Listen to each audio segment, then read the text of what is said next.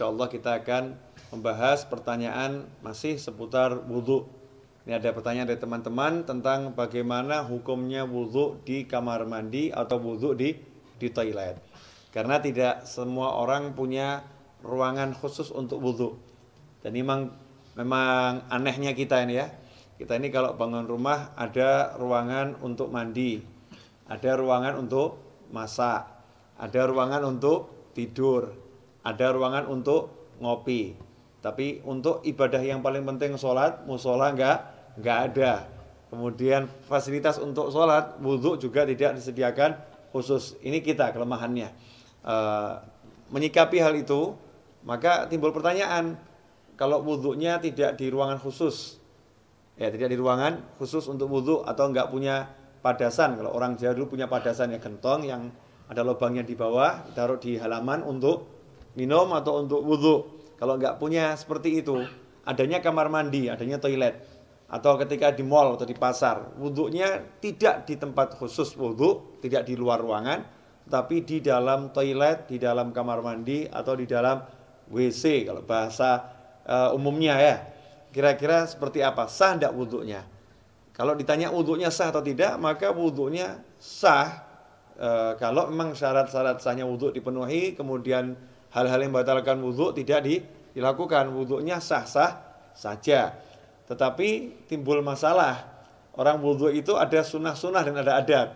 Di antara sunnah-sunnahnya adalah membaca Bismillahirrahmanirrahim di awal wudhu seperti yang sudah dijelaskan. Kemudian nanti ada doa setelah wudhu. Dan ada adab-adab yang diajarkan oleh para ulama. Ada ulama-ulama yang menyusun doa-doa ketika basuh wajah, doa ketika berkumur, doa ketika membasuh tangan, doa ketika membasuh kaki, seperti yang dijelaskan oleh Imam Ghazali dalam kitabnya Bidayatul Hidayah. Jadi memang doa-doa itu tidak diajarkan Rasulullah SAW, tapi orang diajarkan untuk berdoa kapanpun ya. Apalagi kalau doa ini dari para ulama. Lantas bagaimana kita mau membaca doa di dalam kamar mandi? Atau kita membaca Bismillahirrahmanirrahim sedangkan di dalam kamar mandi. Sementara kita ketahui Nabi kita Muhammad SAW mengajarkan agar kita tidak membaca lafzul jalalah, asma Allah, atau ayat-ayat Al-Quran, atau doa-doa di dalam toilet, di dalam kamar mandi. Emang apakah ada sumber hadisnya? Ada. Kita semua tahu baginda Muhammad SAW itu punya cincin. Ya, punya cincin. Khatiman min fiddah, dari perak. Ya, Rasulullah punya cincin dari perak, yang cincin itu fungsinya sekaligus sebagai stempel. Ya, fungsinya sebagai stempel. Dulu Rasulullah SAW tidak punya cincin, tidak punya stempel.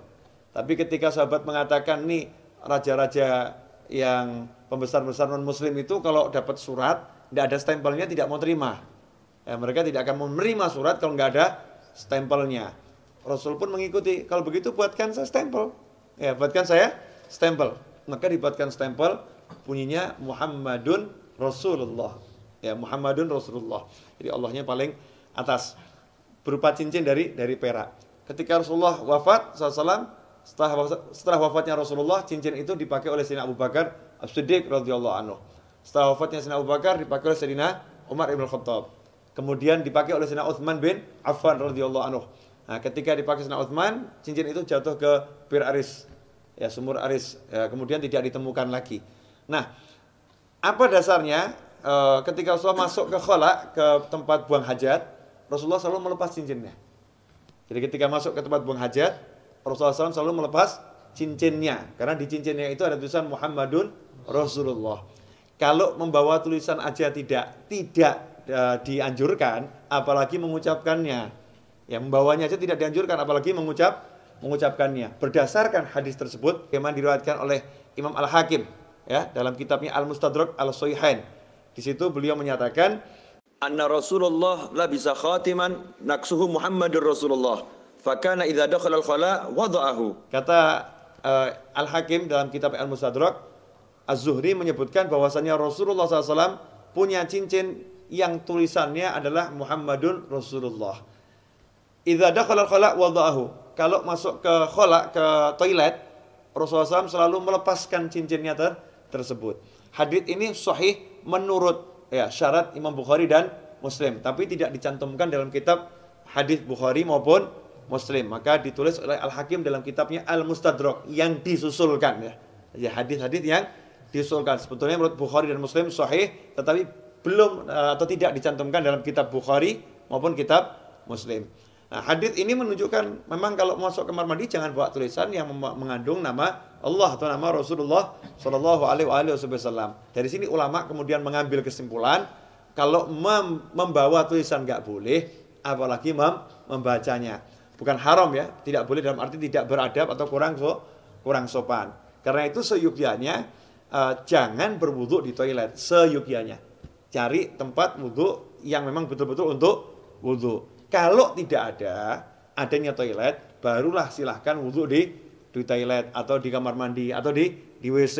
Tapi kalau wudu di kamar mandi, toilet atau WC, jaga adabnya. Apa adabnya itu? Ya satu, jangan membaca asma Allah. Cukup dibaca di dalam hati. Lantas bagaimana dengan doa setelah wudu? Ya doanya dibaca di luar kamar mandi. Jadi selesai wudu langsung keluar baca doa setelah wudu. Atau bismillahnya dibaca di luar dulu. Bismillahirrahmanirrahim, masuk langsung wudu juga. Nah, dengan begitu maka sunnahnya tidak hilang. Tetap bisa melaksanakan sunnah-sunnah yang dianjarkan oleh Nabi Muhammad Sallallahu Alaihi Wasallam. Insyaallah sedikit ini barokah. Dan jangan kemudian jadi jalan justru. Oh berarti wudhu di toilet gak apa-apa. Oke deh, kita wudhunya di toilet aja ya. Jangan seperti itu. Usahakan wudhu di luar toilet agar bisa melaksanakan banyak sunnah. Kalau memang terpaksa baru berwudhu di toilet. Wal afu minkum. Wassalamualaikum warahmatullahi wabarakatuh.